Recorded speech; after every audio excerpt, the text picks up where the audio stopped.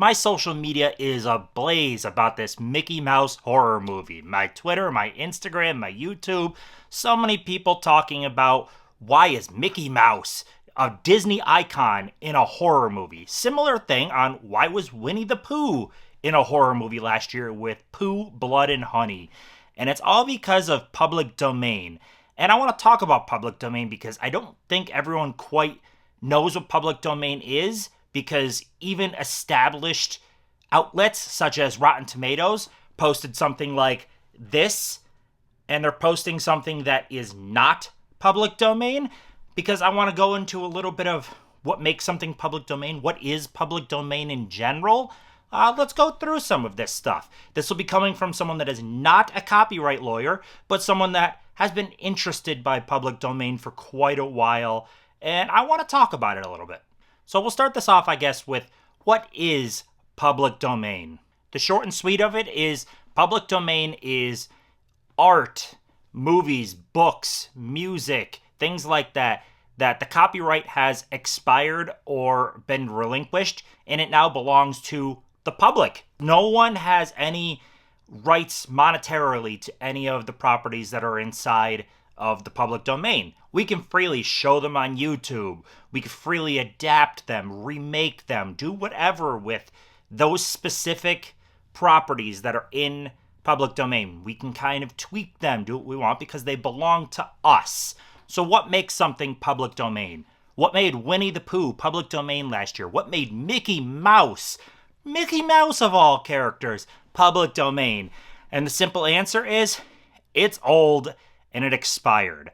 So the rights Disney had to Steamboat Willie, the very first incarnation of Mickey Mouse, has expired. Why did it expire? Because copyright law has changed and evolved over the years. But basically, the simple gist is 1977 and earlier has a 95-year rule. So 95 years from the creation of whatever it is to now, it becomes public domain. So like right now, this year, 1928 movies went into the public domain. We got Buster Keaton's The Cameraman. We got Charlie Chaplin's The Circus. Those are 1928 movies. They've now entered the public domain because it's been 95 years since their creation. So then we take something like Mickey Mouse. It has been 95 years since the original Steamboat Willie short. So here's the little bit of tricky thing about it, though. It is only that incarnation that is public domain. So you can take Steamboat Willie as seen in the original 1928 short and do whatever you would like to him. You can make him a horror movie, a romance movie, whatever you want, really. He is yours to use because he belongs to us. But remember I showed you that Rotten Tomatoes little picture that they were completely wrong on? When you put those red shorts on, basically the colorized version of him, Disney still owns that. That was not shown in the 1928 short. And that's kind of the little bit of nuance to copyright law that I don't think everyone quite grasps. It doesn't mean Mickey Mouse as a character, all of Mickey Mouse now belongs to the people. We can do whatever we want with Mickey Mouse. The one you see right now that's plastered all over Disney stuff, it's not that way. That still belongs to Disney. It is only Steamboat Willie. Same thing with like Winnie the Pooh. The incarnation that they were able to use for Pooh, Blood, and Honey was only the very original Pooh that didn't have his signature red shirt, which became kind of a Disney thing that they put on for him.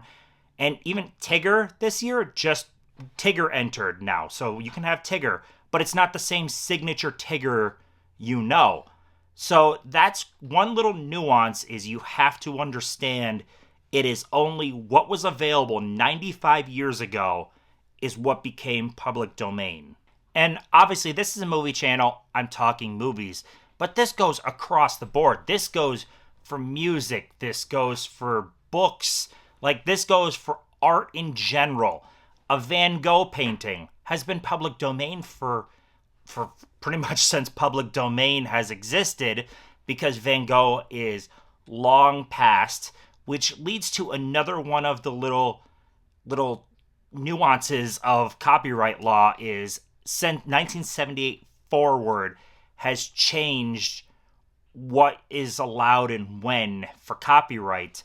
And it's now basically 70 years after the death of whoever created it. So say something like Harry Potter.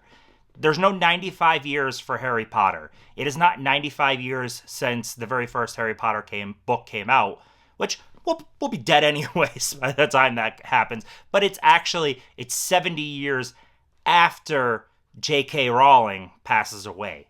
That's a long time. And it's even different when it's corporate entities that make things. It's 120 years.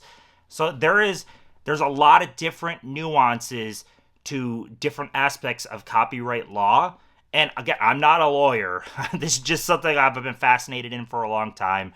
But I would have no legal expertise on this, but this is just stuff that I've come across and learned as I kind of looked into copyright law.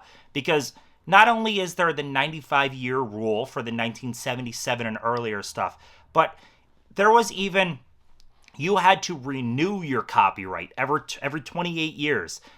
Or you had to have a little copyright notice, the little C included in your movie before it started. So something like Carnival of Souls, that was public domain immediately in the United States because they forgot to put that little copyright C in to start the movie. So it was still copyrighted across the pond, but here in the United States, it went immediately into the public domain. The movie Charade with Cary Grant and Audrey Hepburn, that's also public domain because they forgot to renew. Same thing, Night of the Living Dead. If you notice in horror movies, constantly Night of the Living Dead is playing on TVs. Why? Because the filmmakers don't need to pay anybody to put Night of the Living Dead on TV. Any horror movie, you could throw Night of the Living Dead playing on the TV, and it's all good. It's free to use. And that was all because of a little tiny clerical error in forgetting to renew the copyright. And that happened with so many movies, guys. There's really good stuff in the public domain. I mentioned about we're at 1928 movies, but there's a lot of stuff from 1929 forward with stuff just that they forgot to renew the copyright or the owner relinquished the rights. That happens too. Sometimes someone will actually relinquish copyright and it now belongs to the people. There's all types of cool things about public domain as long as you understand what it is and what you're available to use it for freely. It's a really fascinating thing. Another little nuance of public domain that is really fascinating is It's a Wonderful Life got its notoriety that we know it today because it lapsed into the public domain and the thing was shoved onto TV. TV stations were playing it because they could for free. This was in 74. And it was thrown out onto physical media, basic VHS, as soon as it could. It was public domain for a long time. Until it was kind of found out it's not, because even though they forgot to renew the rights to the overall picture itself, the music is still copyrighted. And a story, a greatest gift, the original story that it's based off, is still also copyrighted. So it means you can show basically the moving images to it, or still images, because the picture is public domain, but the story being told and the music is not public domain. But overall, that would be just a void until the whole thing is public domain. So who are some of the other notable characters then? Who else is going to light the internet ablaze when we start seeing a horror movie based off of them? Because it's inevitable. Horror is an easy thing. You can make a horror version out of any of these characters. But in 2033, freaking Superman will be in the public domain. We're also going to end up seeing Batman entering the public domain soon. Popeye is next year. Popeye the Sailor Man, next year, available to use freely. At least what was shown in that 1929 short. There is so many major James Bond. James Bond will be coming into the public domain. But again, there's all of the little intricacies of specifically what was talked about and shown in those originals. Like Bond would only be what was ever in that very first book. That's it. That's the only stuff that you can talk about or reference. Or even Superman would become available. The iconic S, though, that wasn't part of his costume back then. There was an S, but it wasn't the iconic S that you know now. There's also even the Superman font. The super iconic Superman font that's created by WB kind of partially to avoid this, because people will be able to use Superman, but they can't use that Superman font, that iconic Superman font, because that still belongs to Warner Brothers. That does not come with Action Comics #1 incarnation of Superman. I hope that filmmakers that are going to create movies based off this stuff do their due diligence and don't create something that they're really not allowed. I don't want to see any movies just get taken off the market because they just crossed the line. Hopefully, but there is a downside also to the public domain stuff. I'm like 90% for public domain, but there is some downsides. So let's go over that. So one of the potential downsides that relates specifically to us as physical media collectors, we love buying these physical discs. So here is a potential downfall, and it's related to the transfers. So when something is public domain, it can be released by anyone. Night of the Living Dead has been released over and over and over and over and over by so many companies because they freely can. But here's the thing. Say something like Criterion. Criterion put in the work for a nice transfer of this. This is a great transfer. They own the copyright to the transfer to this. They don't own the copyright to the movie itself.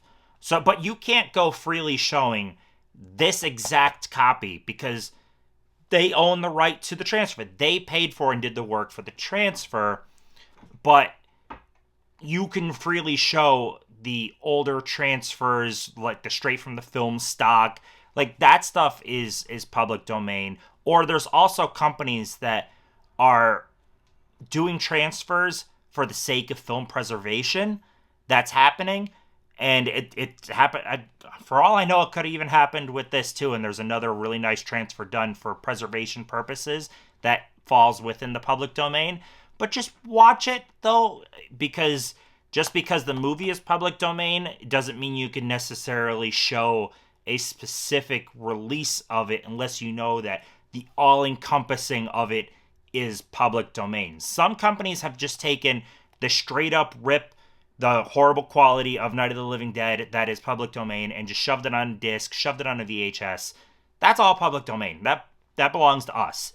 But when a company like Criterion or something, or Kino Lorber, has done the work or worked with someone to do the work and they footed the bill, they own the copyright to said transfer. So the downside could come, and I'm sure it has come too, where if something is public domain, why are you going to pony up money for a good transfer when anybody can just make this movie and put it onto disc? So we get good stuff. We got a good one for Charade, His Girl Friday, Night of the Living Dead. We got good releases for those. They've got iconic actors. They're well-known movies.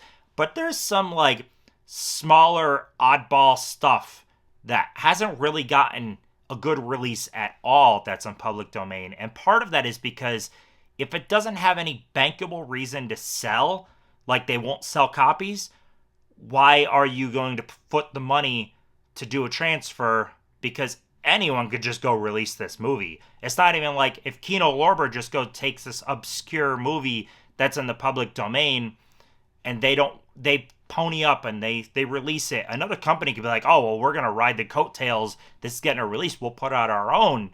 And maybe people will get confused and order our copy. That can happen because there's less incentive. You don't have exclusive rights to release this. If Kino Lorber wants to go put out a Night of the Living Dead release right now, they can. If Severin wants to go put out a Night of the Living Dead release, they can. Any boutique label can have this. All boutique labels can have their own version of Night of the Living Dead. But it's about ponying up your own money then for your own transfer, or getting the rights to the Criterion transfer, or just putting the crummy open public domain version on your disc. Who knows? But yeah, I find all of this incredibly fascinating. I hope this has been helpful in any way. I get fascinated by this stuff, guys. It's cool. So I'm curious to see what we'll see from public domain properties in the future, public domain characters, because we're going to be seeing some heavy hitters coming into the public domain. And this whole idea of horrorizing them is not going to go away. For all I know, we're going to see a freaking James Bond horror movie coming up. It could happen. We'll see. So, yeah, like, comment, subscribe. Let me know what you'd like to, or what you're curious on coming public domain, because remember, 95 years, that's a key. If it's 1977 or earlier, it's 95 years. Some good stuff is on the way.